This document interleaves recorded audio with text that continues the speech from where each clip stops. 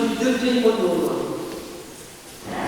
Moïse disait au peuple: maintenant, Israël, écoute les décrets et les ordonnances que je vous enseigne pour que vous les mettiez en pratique. Ainsi vous vivrez, vous entrerez pour en prendre possession dans le pays que vous donne le Seigneur, le Dieu de vos pères. Vous n'ajouterez rien à ce que je vous ordonne, et vous n'y enlèverez rien. Mais vous garderez les commandes du Seigneur votre Dieu, telles que je vous les prescris. Vous les garderez, vous les mettrez en pratique. Ils seront votre sagesse et votre intelligence aux yeux de tous les peuples. Quand ceux-ci entendront parler de tous ces décrets, ils s'écrieront: il n'y a pas un peuple sage et intelligent comme cette grande nation. Quelle est en effet la grande nation dont les dieux soient aussi proches que le Seigneur notre Dieu est proche de nous chaque fois que nous l'invoquons? Et quelle est la grande nation dont les décrets et les ordonnances soient aussi justes que toute cette loi que je vous donne aujourd'hui? Parole du Seigneur.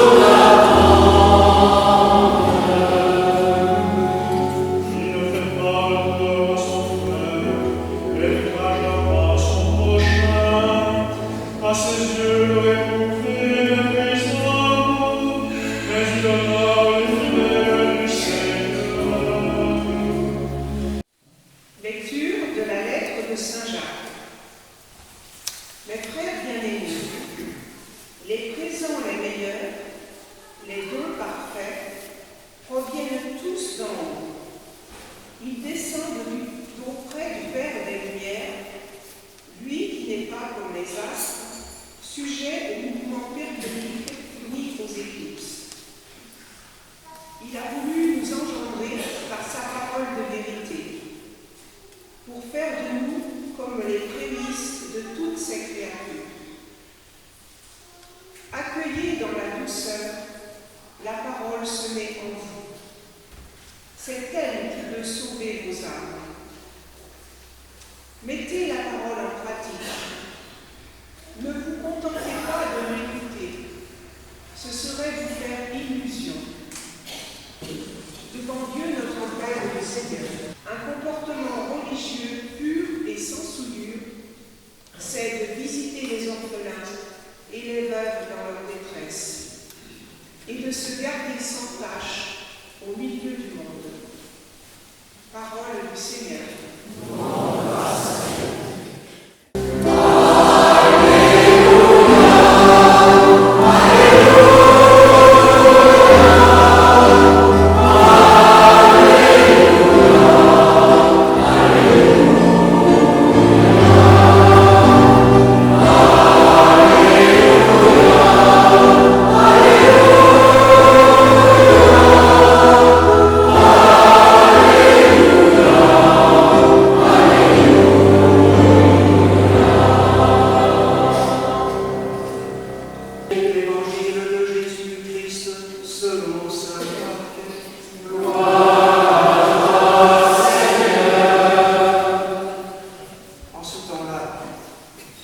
Les pharisiens et quelques scribes venus de Jérusalem se réunissent auprès de Jésus et voient quelques-uns de ses disciples prendre leur repas avec des mains impures, c'est-à-dire non lavées.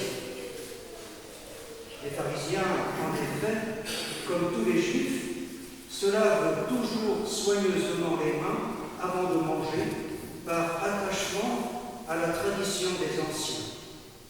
Et au retour du marché, ils ne mangent pas avant de s'être aspergés d'eau, et ils sont attachés encore par tradition à beaucoup d'autres pratiques. Lavage de coude, carafes et de plats. Alors les pharisiens et les scribes demandèrent à Jésus: pourquoi tes disciples ne suivent-ils pas la tradition des anciens? Ils prennent leur repas avec des mains impures. Jésus leur répondit: Isaïe a bien prophétisé à votre sujet, hypocrite. Ainsi qu'il est écrit: ce peuple m'honore des lèvres, mais son cœur est loin de moi. C'est en vain qu'ils me rendent inculte. Les doctrines qu'ils enseignent ne sont que des préceptes humains.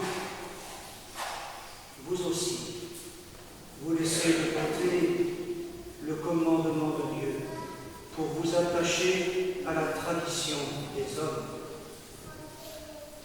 Appelant de nouveau la foule, il lui disait: écoutez-moi tous et comprenez bien. Rien de ce qui est extérieur à l'homme et qui entre en lui ne peut le rendre impur. Mais ce qui sort de l'homme, voilà ce qui rend l'homme impur. Il disait encore à ses disciples, à l'écart de la foule: c'est du dedans, du cœur de l'homme, que sortent les pensées perverses, inconduite, vol, meurtre, adultère, cupidité, méchanceté, fraude, débauche, envie, diffamation, orgueil et démesure.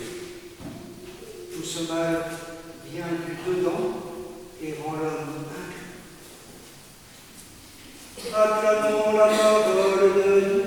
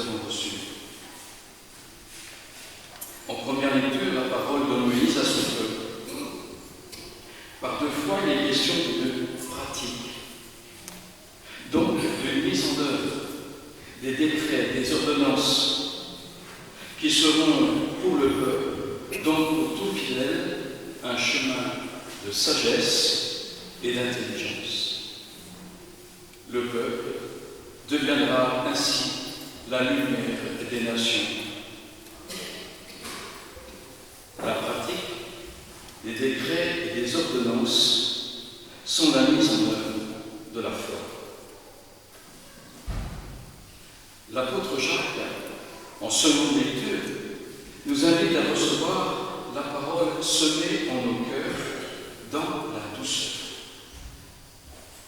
Et que cette parole devienne la source de notre présence au monde, plus particulièrement dans l'attention aux plus fragiles. Et Jésus, dans son évangile, nous met en garde devant tous les principes, les rituels, les habitudes qui accompagnent notre vie et qui risquent de nous enfermer dans des façons d'être qui ne sont plus éclairées par la foi, mais par la répétition. La foi qui nous rend libres pour aimer, servir et créer. Avec cette nouvelle année pastorale, nombreux sont les défis qui se présenteront à vous comme à moi-même. Et peut-être que certains seront peut-être tentés de baisser les bras. Les apôtres sont restés dans la barque quand celle-ci était ballottée dans la tempête. Vivez ce changement comme une nouvelle Pentecôte pour la paroisse, pour vos familles, pour nos villages.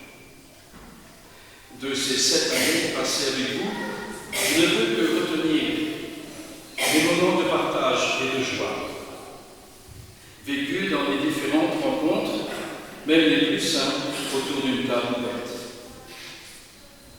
Merci à ceux et à celles qui m'ont fait confiance et dont l'amitié n'a pas fait défaut, et qui m'ont aidé dans la conduite de la paroisse à travers les différentes propositions sur le plan pastoral et spirituel à vivre mon ministère de prêtre avec ce que je suis, mon histoire, ma façon d'être croyant parmi vous.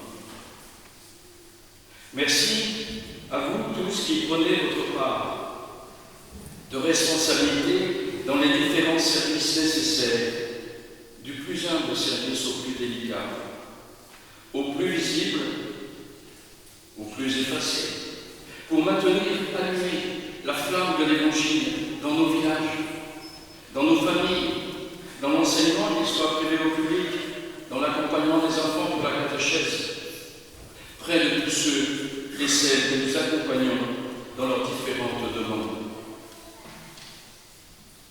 Merci à vous, la communauté de l'Arche de la Robérie.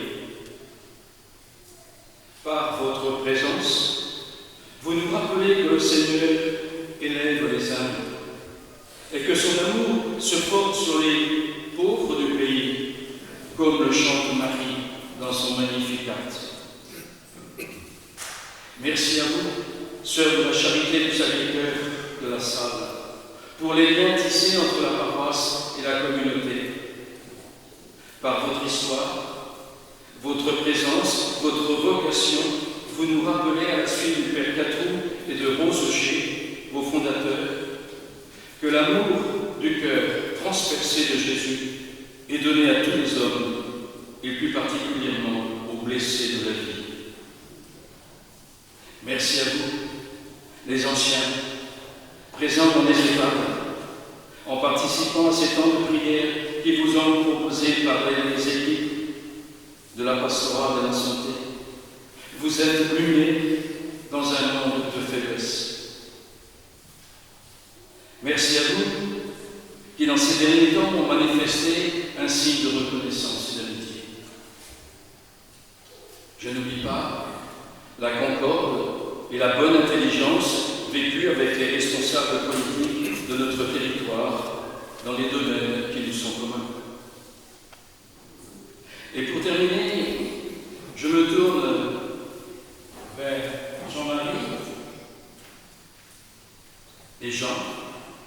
Ensemble, nous partageons le sacrement de l'ordre, soit comme prêtre ou diacre.